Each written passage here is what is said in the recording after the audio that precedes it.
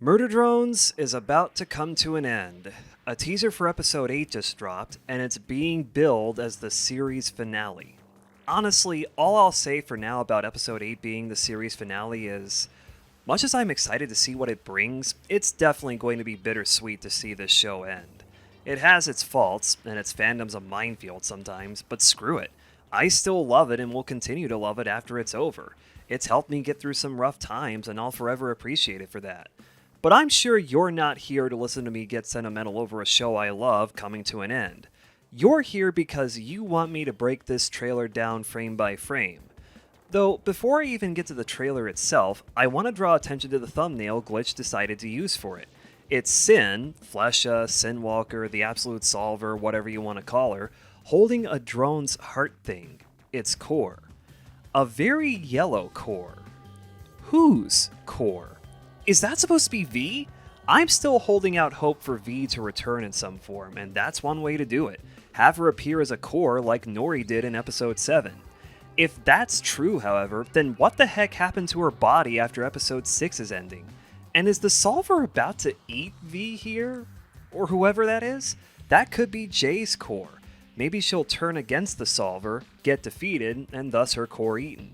Also, the banner on Glitch's YouTube and Twitter pages changed to this, a picture of Jay and Sin. Jay doesn't seem fazed at the fact that Tessa wasn't actually Tessa, but Sin, the Solver, this whole time. Huh. Onto the trailer. First off, the big reveal of episode 8's release date, August the 23rd, about 3 weeks from now. 3 weeks until it's all over. Can you believe it? The first 2/3 of the trailer are a recap featuring some of the series' highlights played on a computer from 1995 with a CRT monitor to match. Awesome! Then we get to the real meat of the trailer. After we hear the Solver's "Let's Eat" line from episode 7, we see a bunch of energy tentacles rising up from Copper 9's core, as if the Solver made the planet alive in some form. It's a little hard to tell, but this could be within the big fleshy hole in the Cabin Fever Labs cathedral. The one Uzi got dragged into at the end of episode 7. The one Uzi kicked her mom into. Next is a shot of the Solver making a cutting motion with her fingers, followed by a clip of Uzi in a room with a bunch of pipes running up the walls. At the very least, it's somewhere on Copper 9. Also, Uzi, you got something on your face.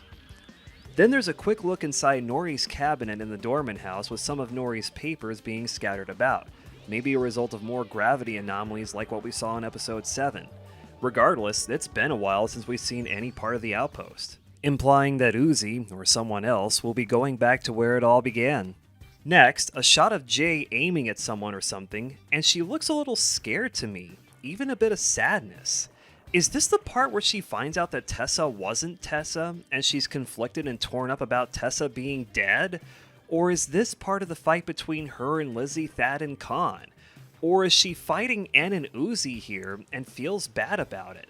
Like, Uzi and N tried to tell her the truth of what was going on with Tessa and the Solver, but she feels like she still needs to fight them out of loyalty to Tessa. Maybe she starts off like that, but reality sets in halfway through and she switches sides. Then, more energy tentacles, this time grabbing onto what looks like a disassembly drone landing pod and dragging it back to Copper 9.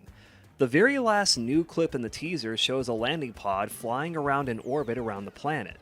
Who's piloting that thing anyways? Nori? Uzi? Both? As someone who still wants to see them interacting with each other, especially after the Uzi kicks Nori into the cathedral's flesh pit bit from episode 7, I want it to be both.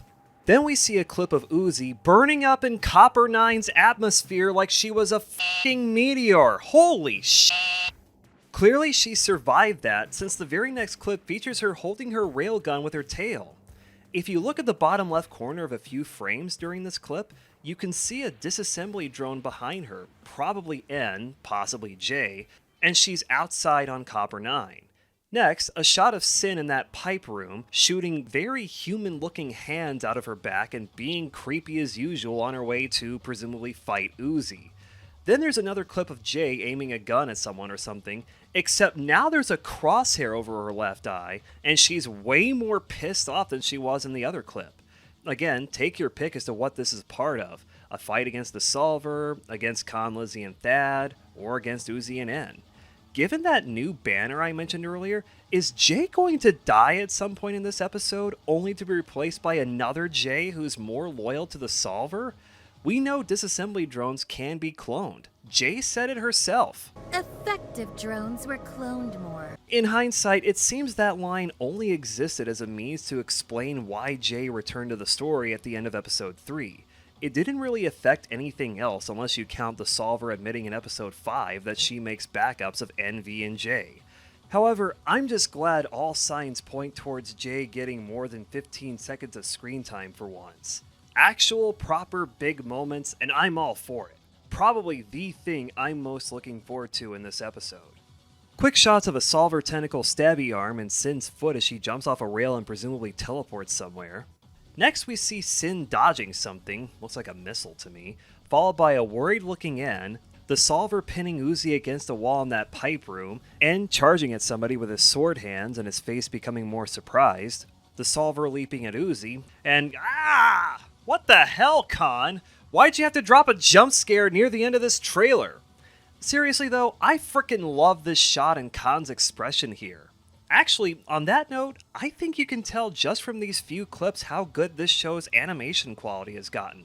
It makes sense considering this is the series finale. You would expect Glitch and Liam Vickers to go all out on this. Take as much time as they need to make this episode the best they possibly can.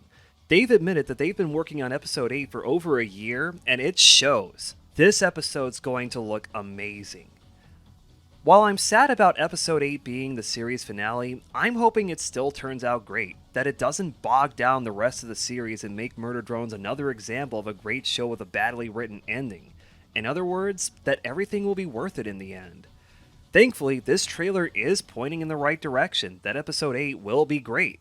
At the very least, it gave us a bunch of stuff to speculate about in the time between now and the episode's release. Despite feeling bittersweet about saying goodbye to Murder Drones, to Uzi, N, and everyone who made this show what it was, I'm still excited for episode 8. Just gotta wait 3 more weeks. 3 more weeks.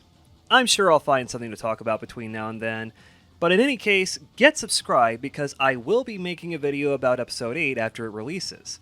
Also, ring that bell icon and make sure you set that to all instead of personalized, so YouTube can let you know that you've landed in the timeline where I gushed about Murder Drones' series finale for a full hour. Better yet, you can join my Discord server and get notified there each time I upload. If you enjoyed this and want to see me make more videos like this, please consider supporting me on Patreon and Ko-fi. Links to those will be in the description. Thank you for watching, take care of yourselves, and crap, I just remembered that I need to hop on the J train in a few minutes. I'm sorry, Nori. I hope you have some great moments in this episode, but it's Jay's time to shine, and I've got a hype train to board.